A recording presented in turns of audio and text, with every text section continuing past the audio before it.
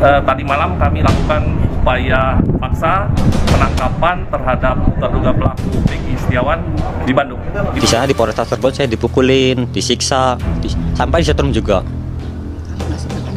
Ngasih makan juga dilempar di lantai, suruh dimakan. Kalau nggak mau, saya pukulin lagi. Itu yang polisi yang ucapkan.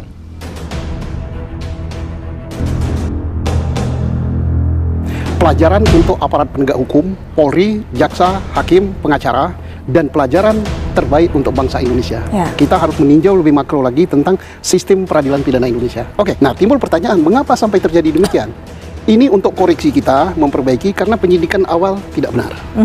Awal dikatakan ini adalah kecelakaan tunggal, kan ada itu kan, di TKP. Ya. Kemudian setelah itu berubah menjadi pembunuhan dan perkosaan. Karena apa? Ini pertanyaan, kasus yang sedemikian, identitas jelas, ditulis dan sebagainya, kok tidak ketangkap 8 tahun. Ya. Nah, audit kasus ini telah turun dari Mabes untuk mengecek apakah penyidikan dilakukan secara benar, sesuai prosedur, sesuai hukum, dan sudah bekerja, dan sudah menangkap satu DPO. Baik. Dan mudah-mudahan satu DPO ini tidak salah. Betul. Artinya, ada kemungkinan salah, Pak? Bisa jadi. Di malam kejadian itu, di depannya rumah Ibu Nining, ini berulang kali saya sampaikan, di depannya rumah Ibu Nining, karena mereka ada pekerja kasar dan pekerja bangunan, mereka kumpul-kumpul. Termasuk di situ anaknya Pak RT. Ini catatan yang paling serius ini, anak Pak RT namanya Kavi. Nah, karena mereka kumpul-kumpul membuat suara gaduh, pemilik rumah yang namanya Ibu Nining dan ada warungnya udah tutup, pindah ke rumahnya Pak RT di malam itu juga. Dan mereka melanjutkan obrolan sampai mereka tertidur dan bubar besok paginya. Baik. Dan kami juga melihat secara nyata ada di aspal itu goresan antara sepeda motor. Dan lalu ada informasi yang keliru, yang sesat diterima daripada orang tua. Daripada Eki ini yang notabene anggota kepolisian. Nah, informasi itu didapatkan dari saudara Aib dan Dede. Ya. Aib dan Dede adalah bagian daripada karyawan tukang cuci mobil di samping SMP 11. Sementara anak-anak ini di malam tanggal 27 di dalam ada kurang lebih jaraknya dari 100 meter dari jalan utama, jalan Perjuangan, selain flyover yang lokasi kejadian pertama. Nah, dan Aib ini ada sejarah yang kurang bagus dengan anak muda di sana. Baik, nah, sejarahnya sehingga pernah dia ditegur. Nah, lalu Aib bisa dipersingkat juga, Pak. Aib ini memberikan informasi sesat kepada ayah dari korban sehingga mereka ditangkapin tanpa ada bukti pendukung. Baik. Itu ceritanya, sehingga mereka dibawa ke kantor polisi, dipukulin. Sehingga foto itu sampai viral kan? Iya. Setelah dipukulin, viral di Cirebon, lalu dilimpahkan kasusnya ke Polda Jabar. Baru kami ditunjuk sebagai pengacara. Baik. Jadi kasus Vina Cirebon ini diangkat, ya, dijadikan ya sebagai film ya, dan hal ini yang menjadi viral ya, yang judulnya filmnya yaitu Sebelum 7 Hari ya teman-teman. Dan kasus ini menjadi viral dan ada beberapa polemik juga ya teman-teman. Salah satunya beritanya ada salah tangkap ya, ada penyiksaan gitu ya di beberapa tersangka dan beberapa orang yang sudah menjalani hukuman gitu ya teman-teman. Jadi ada beberapa yang sudah divonis gitu ya, memang sudah divonis, dan tapi masih ada DPO gitu ya teman-teman ya. Dan ternyata DPO tersebut ya baru-baru ini, baru kemarin ya teman-teman, itu ada DPO juga yang sudah tertangkap. 3 DPO dan ada yang tertangkap, 1 DPO ya yang sudah tertangkap teman-teman ya. Nah, ini memang sangat menarik sekali ya teman-teman ya. Berita ini sangat menarik sekali karena saya lihat rangkaian cerita kasus Vina Cirebon ini ya, mungkin masyarakat, mungkin netizen, mungkin semuanya yang melihat kasus ini mungkin kita menilai ada beberapa hal-hal yang janggal menurut kita gitu ya, dugaan kejanggalan. Tapi kalau untuk sebuah rekayasa kita tidak tahu, dan itu bukan ranah kita ya teman-teman. Kita sebagai masyarakat biasa, masyarakat jelata, rakyat jelata seperti kita hanya ingin hukum ini ditegakkan ya teman-teman. Bukan hanya keadilannya saja yang ditegakkan, tapi penegakan hukum juga harus ditegakkan. Contohnya seperti penyidikan ya, kasus apapun gitu ya. Siapapun ya yang lagi atau yang sedang mengalami ya sebuah penyidikan atau penyelidikan, itu harus mendapatkan sebuah rasa keadilan di saat mereka mulai proses penegakan hukum gitu. Bukan hanya di saat ya mereka disidang atau divonis dan mendapat keadilan gitu ya teman-teman. Oke teman-teman, yang mau saya bahas kali ini yaitu tentang kasus Vina Cirebon, akan tetapi kita akan membahas sedikit ya tentang beberapa ahli atau pakar, bahkan ini Bapak Susno Duaji ini. Mungkin teman-teman juga tahu, beliau juga bukan meragukan ya, akan tapi beliau juga memberi saran ya agar ini kan ada DPO yang sudah tertangkap ya teman-teman, kemarin 1 orang. Nah beliau mengatakan harus berhati-hati dan jangan sampai ada salah tangkap ya gitu ya, jangan sampai DPO yang sudah ditangkap ini juga itu salah tangkap ya. Saudara Peggy alias Peron yang saat ini kita ketahui bernama Peggy Setiawan. Dia merupakan warga Cirebon yang bekerja di Bandung sebagai buruh bangunan. Sehingga tadi malam kami lakukan upaya paksa penangkapan terhadap terduga pelaku Peggy Setiawan di Bandung. Itu yang dapat saya sampaikan, Pak. Ini kan pengakuan dari Saka Tatal kemarin yang sudah menjalani hukuman selama 3 tahun 8 bulan, yang divonis 8 tahun ya kemarin itu, keluar dari penjara dan beliau bebas ya gitu ya, beliau bebas dan mengatakan ada penyiksaan, dan beliau mengatakan sendiri bahwa itu adalah salah tangkap gitu ya teman-teman ya. Dan Bapak Susno Duaji ini juga menghimbau dan memberi apresiasi juga kepada Polri gitu ya. Dengan tertangkapnya 1 orang DPO ini memberikan sebuah apresiasi kepada Polri ya teman-teman ya. Akan tetapi juga mengatakan jangan sampai ada kesalahan atau jangan sampai salah tangkap lah, intinya seperti itu ya. Nanti karena yang kemarin saja ini yang sudah divonis 8 tahun, yang sudah menjalani hukuman hingga bebas, itu pun beredar berita mengatakan bahwa ini salah tangkap, kan seperti itu ya teman-teman ya. Kita tonton dulu ya, ini yang ini ya, ini pernyataan dari seseorang yang sudah bebas dan yang sudah divonis. Kita tonton dulu. Bahwa Saka menyatakan bersama kuasa hukum merupakan korban salah tangkap. Nah, bisa diceritakan kembali secara singkat bagaimana kronologisnya? Waktu di malam hari itu, di malam kejadian saya posisi ada di rumah sama paman saya, kakak saya, sama teman-teman saya. Sebelum maghrib sampai jam 10 lewat. Jam 11 kurang saya pindah. Pindah kenapa? Mengantarkan teman saya ke bengkel, motornya rusak, minta diantar. Saya langsung ke bengkel. Sebelum ke bengkel saya mau lewat ke peroper Jalan Layang. Sebelum nyampe ke peroper Jalan Layang, ada perumahan. Dari kejauhan juga kelihatan ada polisi. Dikira itu saya itu razia. Soalnya tiap minggu juga biasa ada razia. Itu teman saya sama yang lainnya nggak ada yang pakai helm sama sekali. Jadi saya putar balik juga kebagi 2. Di sana di Polresta Cirebon saya dipukulin, disiksa, sampai disetrum juga. Kalau ngasih makan gimana? Ngasih makan juga dilempar di lantai, suruh dimakan. Kalau nggak mau, saya pukulin lagi. Itu yang polisi yang ucapkan. Jadi tetap dikasih makan kan? Tetap dikasih makan, cuman ngasih makan juga nggak sewajarnya. Udah kayak binatang. Beliau disiksa ya, dipukulin ya, bahkan diperlakukan yang secara tidak manusiawi menurut saya ya. Mungkin teman-teman juga sama ya, jika berpikir atau jika kita melihat hal tersebut atau mengetahui hal tersebut bahwa ada penyiksaan gitu ya. Bahkan saat ini beliau ini yang mengatakan bahwa ini adalah salah tangkap ya, beliau adalah korban salah tangkap. Nah ini yang sangat mengerikan teman-teman ya, jika ini terjadi salah tangkap dan ada kesewenang-wenangan dalam menangani sebuah perkara atau dalam menangani penegakan hukum gitu ya. Tapi ada kesewenang-wenangan seperti ada penyiksaan, ada salah tangkap seperti itu, bagaimana teman-teman ya. Dan ada lagi sebuah berita-berita yang mungkin ya teman-teman juga tahu ya gitu ya. Ada beberapa narapidana dan ada beberapa orang yang saat itu juga sekarang ini sudah divonis ya.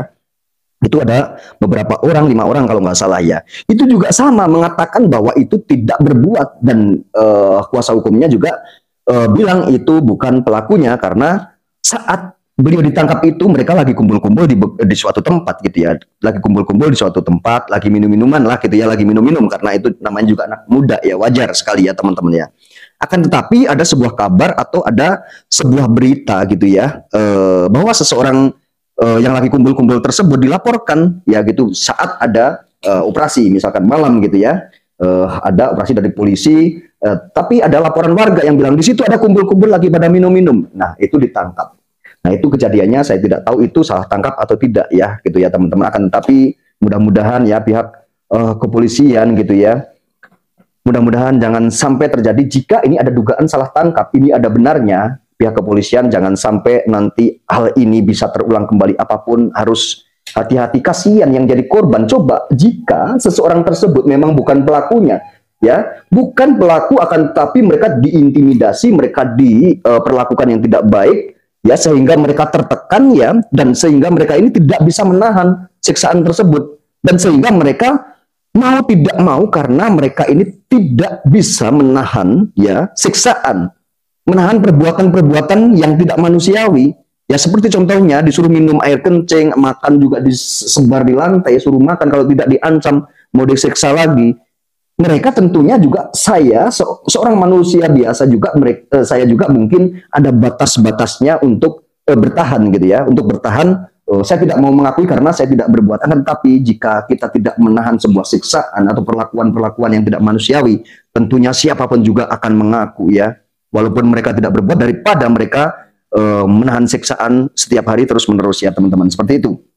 Nah, ini seperti Bapak Susno Duaji ini mengatakan seperti itu, ya, contohnya jangan sampai ada korban salah tangkap, akan tetapi beliau tetap mengapresiasi, mudah-mudahan ini benar dan mudah-mudahan ini tidak salah tangkap. Dan ini kita tonton juga, ya, apa namanya, pernyataan dari Bang Susno Duaji, ya.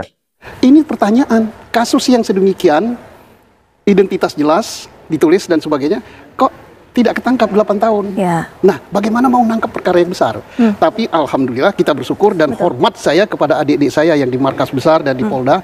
Mereka mengadakan examination terhadap kasus ini, mengaudit kasus ini.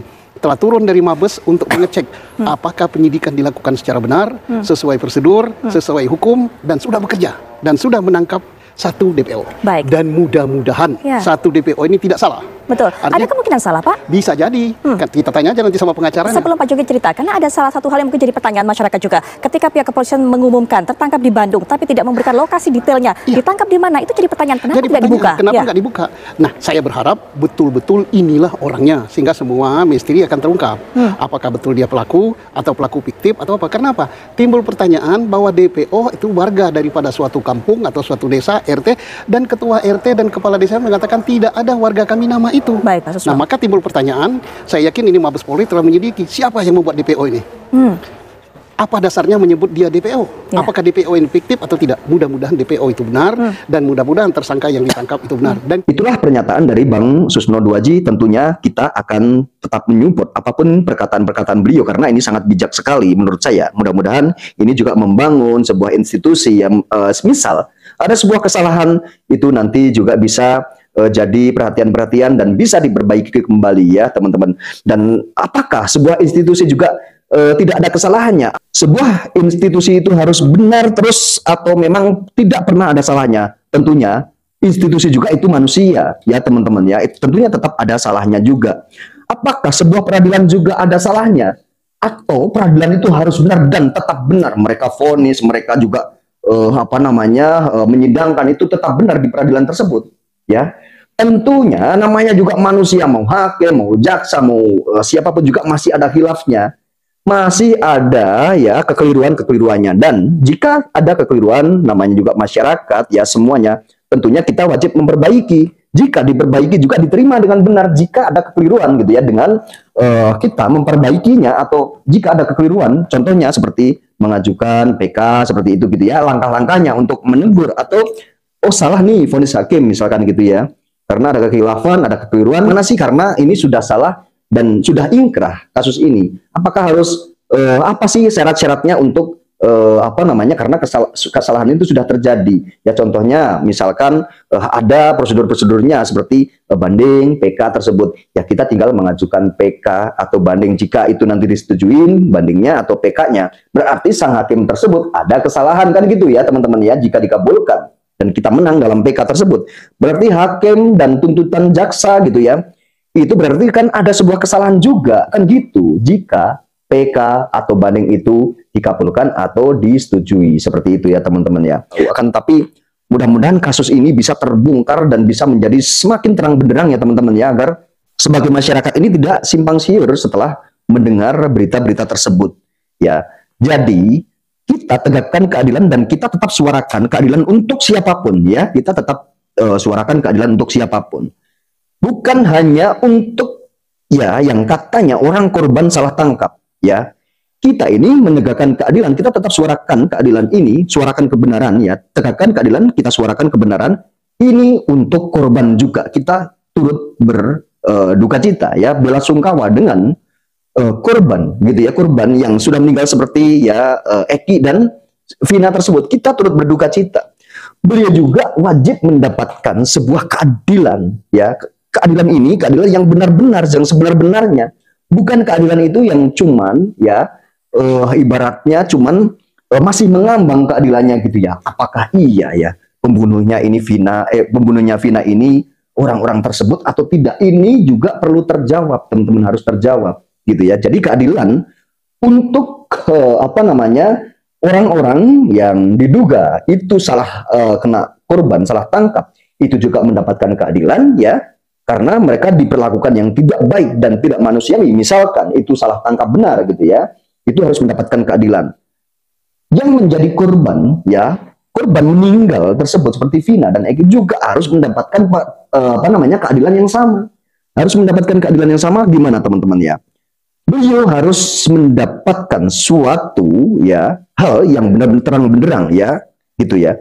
Jadi beliau ini ya kasihan juga jika hingga saat ini kasusnya masih dipertanyakan, masih diperbincangkan oleh publik, dan keadilan ini bagaimana gitu untuk korban tersebut. Jika ada seseorang yang mengaku saya adalah korban salah tangkap, yang 5 juga mengaku mereka tidak melakukan hal tersebut, terus siapa gitu? Terus mungkin juga dari korban juga bertanya-tanya, korban sendiri gitu ya, walaupun mungkin dari pihak keluarga korban juga melihat oh ada kepuasan karena ada beberapa orang yang sudah divonis beberapa tahun, ada yang seumur hidup gitu ya, mungkin ada kepuasan. Apakah dari pihak korban juga ya, dari keluarga korban? Pertanyaannya, apakah dari pihak keluarga korban juga hingga saat ini, hingga detik ini tidak ada pertanyaan jika ada pengakuan-pengakuan dari beberapa orang yang menjadi sebuah korban salah tangkap misalnya? Apakah hingga saat ini juga dari pihak keluarga korban tidak ada sedikit pertanyaan? Waduh, jangan-jangan ini benar, ini salah tangkap. Kalau ini salah tangkap, terus pembunuhnya siapa? Ya, terus pembunuh yang sebenarnya itu siapa? Apakah DPO tersebut yang sudah ditangkap ataukah siapa? Nah, jadi keadilannya buat mereka, buat keluarga korban, buat korban ini berarti masih menggantung, masih tanda tanya, ya kan? Belum terang benderang. Akan tetapi jika sudah terungkap benar-benar tidak ada kata-kata salah tangkap dan itulah pembunuhnya mengakui dengan tidak ada tekanan, tidak ada siksaan, mereka mengakui sayalah pembunuhnya. Itu namanya baru mendapatkan keadilan yang sebenar-benarnya dari pihak korban, dari orang yang salah tangkap, korban salah tangkap. Itu mendapatkan keadilan yang sebenar-benarnya. Itu jika memang kasus ini benar-benar terang benderang, sudah tidak ada kata-kata rekayasa, itu namanya baru mendapatkan keadilan yang sebenar-benarnya. Kasihan pihak korban ya, pihak korban yang meninggal gitu ya, kasihan gitu. Jika ini kasus masih dibicarakan, masih ada kejanggalan-kejanggalan, bahkan masih ada seseorang yang mengaku salah tangkap, korban salah tangkap, ini pasti akan jadi pertanyaan terus teman-teman jika ini kasus tidak dibongkar, tidak diungkap. Saya yakin ya, pihak Polri ya, dari Polri, elemen masyarakat juga tetap akan semangat terus membongkar kasus ini ya. Karena saya yakin netizen ini sekarang ini ya, gara-gara netizen ini ya bisa membongkar, meng-up semua ini. Benar-benar ya, luar biasa netizen, luar biasa suaranya ini benar-benar sangat membuat dan mendorong ya permasalahan atau mendorong sebuah ibaratnya hal-hal yang masih mengambang seperti ini bisa menjadi terbongkar dan terangkat akhirnya. Coba gara-gara film, netizen nonton banyak sekali komentar netizen, dan akhirnya kasus ini terangkat kembali dan viral gempar ya teman-teman ya. Oke teman-teman, mudah-mudahan keadilan atau peradilan di negeri ini akan menjadi lebih baik dengan belajarnya seperti ya ada pembelajaran kasus-kasus seperti kasus hal yang seperti ini ya teman-teman ya, dan mudah-mudahan DPO yang dikatakan 2 orang tersebut masih dalam buron ini cepat tertangkap, dan itulah DPO yang sebenar-benarnya, dan jangan sampai ada korban salah tangkap kembali ya teman-teman ya. Itu seperti itu ya. Saya mohon sama Bapak ya, penegak hukum ya, sama Bapak-bapak yang berhak menegakkan hukum dan menegakkan keadilan ya, gitu ya teman-teman ya. Saya mohon ya, ini diusut secara seadil-adilnya, dibongkar sampai akar-akarnya juga agar kasus ini terang benderang. Oke, terima kasih banyak. Sampai ketemu di video saya selanjutnya.